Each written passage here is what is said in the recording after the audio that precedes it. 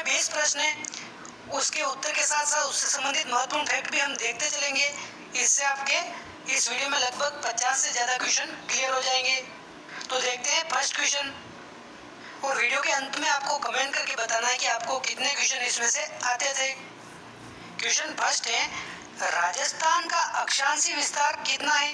राजस्थान का अक्षांशीय विस्तार पूछा है, तो राजस्थान का अक्षांशीय विस्तार है ऑप्शन थर्ड 23 डिग्री 3 मिनट उत्तरी अक्षांश से 30 डिग्री 12 मिनट उत्तरी अक्षांश। ये ऊपर वाले तीनों ऑप्शन बहुत कंफ्यूज करने वाले हैं, लेकिन इसका सही आंसर है 23 डिग्री 3 मिनट उत्तरी अक्षांश से 30 डिग्री 12 मिनट उत्तरी अक्षांश। और पूछा जाए राजस्थान का देशांतरी विस्तार कितना है? ये तो था राजस्थान का अक्षांशीय विस्तार, लेकिन अब पूछा जाए राजस्थान का देशांतरी विस्तार कितना है, तो ये है 69 डिग्री 30 मिनट पूर्वी देशांतर से 78 डिग्री 17 मिनट पूर्वी देशांतर है राजस्थान का देशांतरी विस्तार, जैसा कि ऑप्शन 4 में दे रखा है। ये है राजस्थान का देशांतरी विस्तार, और ऑप्शन थर्ड वाला है राजस्थान का अक्षांशीय विस्तार। और राजस्थान के उत्तर से दक्षिण की विस्तार की बात करें तो ये है 826 किलोमीटर, और पूर्व से पश्चिम के विस्तार की बात करें तो ये है 869 किलोमीटर। उत्तर दक्षिण विस्तार है 826 और पूर्व पश्चिम विस्तार है 869 किलोमीटर। क्वेश्चन सेकंड है, राजस्थान का क्षेत्रफल इजराइल से है कितना गुना है? 5 गुना, 2.5 गुना, 7 गुना या 17 गुना? तो इसका आंसर होगा राजस्थान का क्षेत्रफल इजराइल से 17 गुना बड़ा है। और बात की जाए श्रीलंका से राजस्थान का क्षेत्रफल कितना बड़ा है, तो श्रीलंका से है 5 गुना बड़ा, और इंग्लैंड से राजस्थान का क्षेत्रफल है 2.5 गुना बड़ा। तो इजराइल से हो गया 17 गुना बड़ा, ऑप्शन डी। और क्वेश्चन पूछा जाए ऐसा कौन सा देश है जिसका क्षेत्रफल राजस्थान के बराबर है, तो ये है यूरोपीय देश जर्मनी। जर्मनी का क्षेत्रफल है 3.56 लाख वर्ग किलोमीटर, और राजस्थान का है 3,42,239 वर्ग किलोमीटर। तो ये है लगभग बराबर, या जर्मनी का थोड़ा सा अधिक है। और जापान का क्षेत्रफल है लगभग 3.78 लाख वर्ग किलोमीटर, जो राजस्थान से थोड़ा अधिक है। क्वेश्चन थर्ड है, राजस्थान गठन के समय क्षेत्र में सबसे छोटा जिला कौन सा था? मतलब क्षेत्रफल की दृष्टि से सबसे छोटा जिला कौन सा था? तो राजस्थान गठन के समय सबसे छोटा जिला था डूंगरपुर, और वर्तमान में है धौलपुर। 1 नवंबर 1956 से पहले राजस्थान में 25 जिले थे। 1 नवंबर 1956 को 26वां जिला बना अजमेर, और उसके बाद 27वां जिला बना 1982 में धौलपुर, जो वर्तमान में सबसे छोटा जिला है धौलपुर। और राजस्थान गठन के समय था डूंगरपुर। धौलपुर का क्षेत्रफल है लगभग 3034 वर्ग किलोमीटर, 3034 वर्ग किलोमीटर। और सबसे बड़ा जिला है इस समय जैसलमेर, उसका क्षेत्रफल है 38,401 वर्ग किलोमीटर। क्वेश्चन 4 है, राजस्थान की अंतरराज्यीय सीमा कितने किलोमीटर है? यहाँ पर अंतरराज्यीय पूछा है, ना कि अंतरराष्ट्रीय। अंतरराज्यीय का मतलब राजस्थान अन्य राज्यों से कितने किलोमीटर सीमा बनाता है, तो ये है 4850 किलोमीटर। राजस्थान की 5 राज्यों से सीमा लगती है। कौन कौन से राज्य? पंजाब, हरियाणा, यूपी, एमपी और गुजरात। राजस्थान सबसे कम सीमा बनाता है पंजाब से बनाता है 89 किलोमीटर, और सबसे अधिक सीमा बनाता है राजस्थान मध्य प्रदेश एमपी से बनाता है 1600 किलोमीटर सबसे अधिक। और बात की जाए अंतरराष्ट्रीय सीमा की, तो अंतरराष्ट्रीय राजस्थान की सीमा है 1070 किलोमीटर, जो पाकिस्तान से लगती है। तो अंतरराज्यीय सीमा कितनी होगी? 4850 किलोमीटर। जिला था डूंगरपुर, और वर्तमान में है धौलपुर। 1 नवंबर 1956 से पहले राजस्थान में 25 जिले थे। 1 नवंबर 1956 को 26वां जिला बना अजमेर, और उसके बाद 27वां जिला बना 1982 में धौलपुर, जो वर्तमान में सबसे छोटा जिला है धौलपुर। और राजस्थान गठन के समय था डूंगरपुर। धौलपुर का क्षेत्रफल है लगभग 3034 वर्ग किलोमीटर, 3034 वर्ग किलोमीटर। और सबसे बड़ा जिला है इस समय जैसलमेर, उसका क्षेत्रफल है 38,401 वर्ग किलोमीटर। क्वेश्चन 4 है, राजस्थान की अंतरराज्यीय सीमा कितने किलोमीटर है? यहाँ पर अंतरराज्यीय पूछा है, ना कि अंतरराष्ट्रीय। अंतरराज्यीय का मतलब राजस्थान अन्य राज्यों से कितने किलोमीटर सीमा बनाता है, तो ये है 4850 किलोमीटर। राजस्थान की 5 राज्यों से सीमा लगती है। कौन कौन से राज्य? पंजाब, हरियाणा, यूपी, एमपी और गुजरात। राजस्थान सबसे कम सीमा बनाता है पंजाब से बनाता है 89 किलोमीटर और सबसे अधिक सीमा बनाता है राजस्थान मध्य प्रदेश एमपी से बनाता है 1600 किलोमीटर सबसे अधिक। और बात की जाए अंतर्राष्ट्रीय सीमा की, तो अंतर्राष्ट्रीय राजस्थान की सीमा है 1070 किलोमीटर जो पाकिस्तान से लगती है। तो अंतर्राज्यीय सीमा कितनी होगी? 4850 किलोमीटर। क्वेश्चन 5 है, किस जिले की आकृति राजस्थान के समान है? किस जिले की आकृति राजस्थान के समान? ये है नागौर जिले की। आप मैप में देखोगे तो आपको पता चलेगा कि राजस्थान की आकृति है नागौर जिले के समान हूबहू। और सीकर की आकृति है अर्ध चंद्राकार। सीकर की आकृति क्या है? अर्ध चंद्राकार। और चित्तौड़गढ़ जिले में जो रावत भाटा है उसकी आकृति है घोड़े के नाल के समान। और राजसमंद जिले की आकृति है तिलकनुमा। राजसमंद की आकृति कैसी है? तिलकनुमा। क्वेश्चन 6 है, थार का गढ़ा कहाँ स्थित है? जोधपुर, बाड़मेर, बीकानेर और जैसलमेर। तो ये स्थित है जैसलमेर में। तो ये स्थित है जैसलमेर में। थार का गढ़ा क्या है? चंदन नलकूप जो जैसलमेर में है। जैसलमेर के चंदन गांव में उसी चंदन नलकूप को कहते हैं थार का गढ़ा। और पूछा जाए लाठी सीरीज का है तो ये भी है जैसलमेर में। जैसलमेर के मोहनगढ़ से पोखरण तक जो भूगर्भीय जल पट्टी है जहाँ पर सेवन घास प्रसिद्ध है उसको क्या कहते हैं? लाठी सीरीज। और जैसलमेर का है एक समगांव है पूर्णतः वनस्पति रहित क्षेत्र। पूर्णतः वनस्पति रहित क्षेत्र है समगांव जैसलमेर।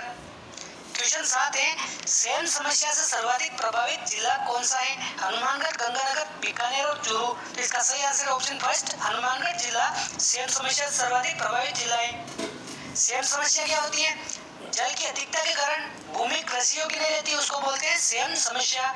और इसके सबसे ज्यादा प्रभावित है हनुमानगढ़ जिला। क्वेश्चन 8 है, राज्य का सबसे ऊंचा पठार कौन सा है? बोराट का पठार, उड़िया का पठार, लसाड़िया का पठार या मेसा का पठार। तो इसका सही आंसर ऑप्शन सेकंड उड़िया का पठार। इसकी ऊंचाई कितनी है? 1360 मीटर जो राज्य का सबसे ऊंचा पठार है। और सबसे ऊंची चोटी कौन सी है? गुरु शिखर जिसकी ऊंचाई कितनी है? 1722 मीटर। और यह राजस्थान की नहीं संपूर्ण मध्य भारत की ऊंची चोटी है 1722 मीटर गुरु शिखर, जिसको कर्नल जेम्स टॉड ने संतों का शिखर भी कहा था। क्वेश्चन 9 है, रामेश्वर घाट त्रिवेणी संगम की नदियां कौन सी हैं? सोममाही जागम, बनास खारी डाई, चंबल बनास सीप या चंबल बेड़च बनास।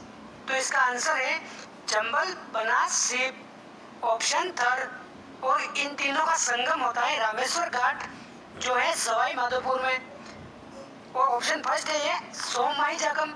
इन तीनों नदियों का संगम कहाँ होता है? साबला बेड़ेश्वर में जो डूंगरपुर में है। और ऑप्शन सेकंड है ये बनास खारी डाई। इन तीनों का संगम कहाँ पे होता है? बनास खारी डाई तीनों नदियों का संगम होता है राजमहल टोक में। तो रामेश्वर घाट त्रिवेणी संगम की नदियां कौन कौन सी होगी? चंबल, बनास और सीप ऑप्शन थर्ड। क्वेश्चन 10 है, पांचना बांध किस जिले में है? पांचना बांध किस जिले में? भीलवाड़ा, जयपुर, टोंक या करौली। तो इसका आंसर है ऑप्शन 4 करौली जिले में। करौली के गुडला ग्राम में। और यह है पांचना नदी पर। पांचना 5 नदियों का समूह है। 5 नदियों में कौन कौन सी नदी आती है? अट्टा, माची, बेसावट, भद्रावती और बरखेड़ा। ये पांचों नदियां मिलकर कहलाती हैं पांचना नदी। और इस पर है पांचना बांध जो करौली में है। क्वेश्चन 11 है, एक तरफ नदियां दे रखी है, एक तरफ इनका उद्गम स्थल दे रखा है। हमें बताना है कौन सा सुमेलित नहीं है इनका उद्गम स्थल। तो फर्स्ट दे रखा है लूनी नदी। लूनी नदी का उद्गम स्थल है नागपहाड़ अजमेर। बिल्कुल सही है ये। लूनी नदी निकलती है नागपहाड़ अजमेर से। सेकंड है पश्चिमी बनास, नया सानवारा, सिरोही। तो पश्चिमी बनास नदी भी निकलती है नया सानवारा, सिरोही से। तो ये भी सही है। माही दे रखा है अमरोरू पहाड़ी, धार एमपी से। तो ये भी निकलती है अमरोरू पहाड़ी, धार एमपी से। ये भी सही है। चौथा है साबरमती, खमनौर की पहाड़ी, राजसमंद से। तो ये बिल्कुल गलत है। साबरमती नदी निकलती है फुलवारी की नाल, उदयपुर से। उदयपुर की अरावली की पहाड़ियों से निकलती है साबरमती नदी। और खमनौर की पहाड़ी से कौन सी नदी निकलती है? इससे निकलती है बनास नदी। वीरों के मठ या खमनौर की पहाड़ियों से निकलती है बनास नदी। तो ये अपना आंसर सही हो जाएगा ऑप्शन 4 साबरमती सुमेलित नहीं है। क्वेश्चन 12 है राजस्थान की पहली सिंचाई परियोजना जिसमें बूंद बूंद सिंचाई और फव्वारा सिंचाई को अनिवार्य किया गया था, ये कौन सी है? यह है ऑप्शन फर्स्ट नर्मदा नहर परियोजना। और यह नहर निकलती है सरदार सरोवर बांध गुजरात से और इसकी लंबाई है राजस्थान में 74 किलोमीटर। और राजस्थान में यह नहर प्रवेश करती है सिलू गांव जालोर से। और इस नहर से लाभान्वित जिले कौन कौन से हैं? जालोर का सांचौर और बाड़मेर का गुड्डा मनाली क्षेत्र, ये दोनों इससे लाभान्वित हैं। और अगर यहाँ पर क्वेश्चन होता राजस्थान की पहली सिंचाई परियोजना कौन सी है, यह है गंग नहर परियोजना। गंग नहर परियोजना है राजस्थान की पहली सिंचाई परियोजना 1922। क्वेश्चन 13 है राजस्थान का राज्य पुष्प का वैज्ञानिक नाम क्या है? तो हमें इसमें सबसे पहले पता होना चाहिए कि राजस्थान का राज्य पुष्प क्या है। यह है रोहिड़ा, लेकिन हमें पूछा है इसमें वैज्ञानिक नाम, तो वैज्ञानिक नाम क्या होगा रोहिड़ा का? यह होगा टिकोमेला अंडुलेटा, ऑप्शन अंडुलेटा। और रोहिड़ा को राज्य पुष्प घोषित किया था 1983 में। और ये जो सेकंड ऑप्शन है प्रोसेपिस सिनेरेरिया, ये किसका वैज्ञानिक नाम है? ये वैज्ञानिक नाम है केजरी का। और ऑप्शन ये फोर्थ है ब्यूटिया मोनोस्पर्मा, ये नाम है प्लास का। प्लास एक पूर्वी राजस्थान की वनस्पति है जिसका नाम है ब्यूटिया मोनोस्पर्मा। क्वेश्चन 14 है आदिवासियों का कल्प वृक्ष किसे कहा जाता है? महुआ, दोगरा, बांस या खसगास? तो इसका सही आंसर है ऑप्शन फर्स्ट महुआ। महुआ पाया जाता है दक्षिणी अरावली क्षेत्र, डूंगरपुर, उदयपुर जैसे अन्य जिलों में दक्षिणी अरावली में पाया जाता है महुआ। और बांस को कहा जाता है आदिवासियों का हरा सोना। ये क्वेश्चन भी आता है आदिवासियों का हरा सोना किसे कहा जाता है? बांस को। और खसगास है एक सुगंधित घास। खसगास सुगंधित घास है जिसका उपयोग होता है शरबत इत्र बनाने में। और खस आधारित उद्योग का प्रमुख केंद्र है सवाई माधोपुर। क्वेश्चन 15 है प्रवासी पक्षी साइबेरियन सारस के लिए प्रसिद्ध है। तो प्रवासी पक्षी साइबेरियन सारस के लिए केवलादेव राष्ट्रीय उद्यान भरतपुर प्रसिद्ध है। केवलादेव राष्ट्रीय उद्यान को 1985 में यूनेस्को की विश्व प्राकृतिक धरोहर सूची में शामिल किया जा चुका है। और रणथंभौर राष्ट्रीय उद्यान है सवाई माधोपुर में जिसको बाघों का घर या बाघों की भूमि भी कहा जाता है। क्वेश्चन 16 है क्षेत्रफल की दृष्टि से राजस्थान का सबसे बड़ा अभ्यारण्य कौन सा है? सीता माता अभ्यारण्य, केला देवी अभ्यारण्य, राष्ट्रीय मरुद्यान या बंद बटेड़ा अभ्यारण्य? तो यह है ऑप्शन थर्ड राष्ट्रीय मरुद्यान। और यह है जैसलमेर और बाड़मेर में जिसका लगभग क्षेत्रफल है 3162 वर्ग किलोमीटर। और यहाँ पर राज्य पक्षी घोड़ावर्ण और राज्य पशु चिंकारा सर्वाधिक पाए जाते हैं। क्वेश्चन 17 है 2011 की जनगणना के अनुसार राजस्थान में सबसे कम दशकीय जनसंख्या वृद्धि दर वाला जिला कौन सा है? तो यह जिला है गंगानगर। गंगानगर में सबसे कम दशकीय वृद्धि दर हुई, ये हुई 10% जनसंख्या वृद्धि दर। और इसके बाद है झुंझुनू। झुंझुनू की वृद्धि दर है 11.7%। और इसके बाद है पाली। पाली की वृद्धि है 11.9%। और सबसे ज्यादा वृद्धि दर अगर देखें तो वो है 32.5%।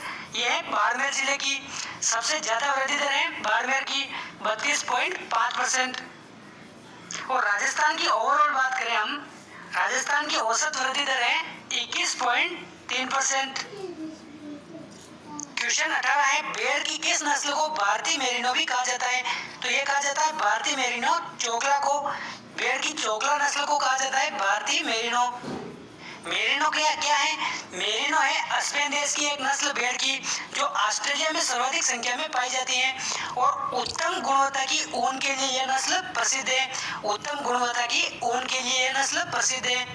और यह राजस्थान में पाई जाती है शेखावटी क्षेत्र में, चूरू, झुंझुनू, सीकर आदि जिलों में। और इस सोनारी नस्ल के बारे में एक क्वेश्चन पूछा जाता है, कौन सी ऐसी नस्ल है जो घास चरती है तब उसके कान जमीन को छूते हैं? तो यह है सोनारी, ऑप्शन 1। क्वेश्चन 19 है भैंस प्रजनन केंद्र कहाँ स्थित है? अविकानगर, मालपुरा, टोंक, नवानिया, वल्लभनगर, उदयपुर या फतेहपुर सीकर या फिर जोधपुर? तो इसका आंसर है ऑप्शन सेकंड नवानिया, वल्लभनगर, उदयपुर में है भैंस प्रजनन केंद्र। और अविका नगर मालपुरा टोंक में क्या है, यहाँ पर है केंद्रीय बेड़ व ऊन अनुसंधान संस्थान। केंद्रीय बेड़ व ऊन अनुसंधान संस्थान कहाँ है, अविका नगर मालपुरा टोंक में। और फतेहपुर सीकर में है राज्य का भेड़ प्रजनन केंद्र। और जोधपुर में है केंद्रीय ऊन विकास बोर्ड। केंद्रीय ऊन विकास बोर्ड कहाँ है, जोधपुर में। क्वेश्चन 20 है, निम्न में असुमेलित है पीली क्रांति हल्दी उत्पादन, तो ये हमारा गलत हो जाएगा। पीली क्रांति है तिलहन उत्पादन से संबंधित, ना कि हल्दी उत्पादन। सेकंड है नीली क्रांति मत्स्य उत्पादन, ये बिल्कुल सही है। श्वेत क्रांति दूध उत्पादन, ये भी सही है। श्वेत क्रांति के जनक हैं डॉक्टर वर्गीस कुरियन और ऑपरेशन फ्लड की सफलता को ही श्वेत क्रांति कहा जाता है।